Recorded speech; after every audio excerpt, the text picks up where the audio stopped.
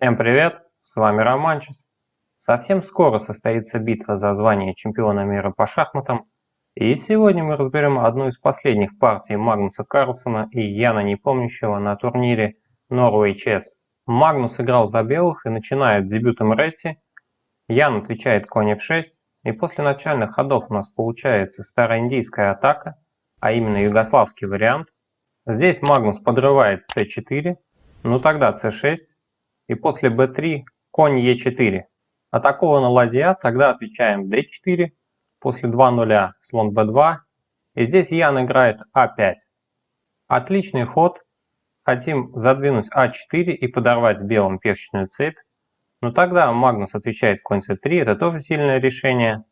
После слона f5 последовало e3, и здесь вот размениваемся на c3, и сейчас слон у белых становится бездельником. Ну сразу ясно, что ты бездельник. Да, это так. Я правда бездельник. Далее последовал слон e4. Здесь слон стоит очень хорошо у черных. При случае может разменять защитника на g2 и ослабить белым поля. Однако все-таки лучше здесь было продолжить развитие, например, конь bd7. Далее в партии последовал ферзь e2, тогда a4 и здесь ладья c1. Затем у нас серия таких вот разменов. В результате у белых ладья захватывает открытую линию, и здесь Ян отвечает ферзь b6, чтобы избежать всяких связок. Попутно атакует пешку на b3. Далее Магнус отвечает b4. И сейчас на доске абсолютно равная позиция. Нужно было Яну здесь пробить dc, и мог получиться примерно вот такой вот вариант.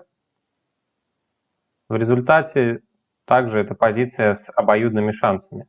Ну а в партии Ян отвечает конь d7, и этот ход все-таки слабее, потому что далее Магнус играет c5, и белые захватывают пространство и создают такую мощную пешечную цепь. Далее последовало ферзь c7, и ладья залетает уже на седьмую горизонталь.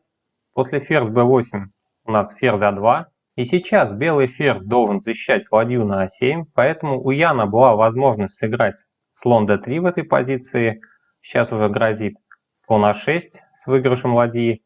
Но тогда мог получиться такой вариант, после слона h3 играем e6, и здесь ладья a5. И в результате у белых здесь только небольшой перевес. Однако в партии Ян просто разменивает своего слона на коня. Но так, конечно, нельзя, это невыгодный размен для черных. Далее черные отвечают e5, и это отличный ход для ослабления этой цепи. Но Магнус не дремлет, отвечает здесь b5. И сейчас важный момент в партии, нужно было здесь Яну Непомнящему все-таки забрать на d4. И после вот таких вот разменов и конь f6 получалась неплохая позиция для черных. Здесь у белых только немного лучше.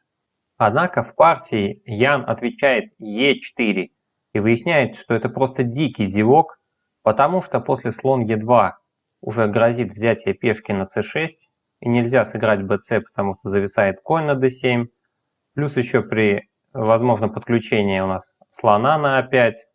В общем, белые фигуры очень сильно активизируются на ферзевом фланге и готовы там все просто уничтожить. И в этой позиции Ян неожиданно пробивает конь c5. И кажется, что это неплохой ход, потому что забирать коня нельзя из-за того, что зависает слон. Однако Магнус не согласен и находит лучшее решение, это слон b4. Сейчас коня защитить нельзя, приходится просто играть конь a6. В результате Магнус забирает ладью.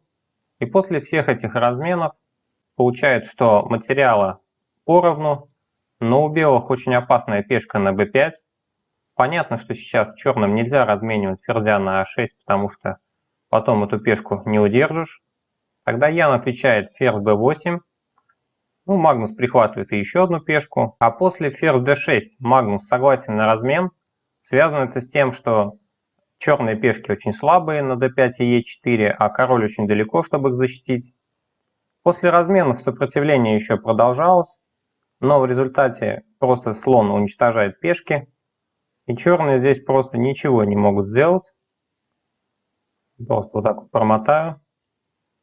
И на 41-м ходу Ян Непомнящий признал свое поражение. Если вам понравился анализ партии, то ставьте лайки и подписывайтесь на канал, чтобы не пропустить новые видосы. Всем пока!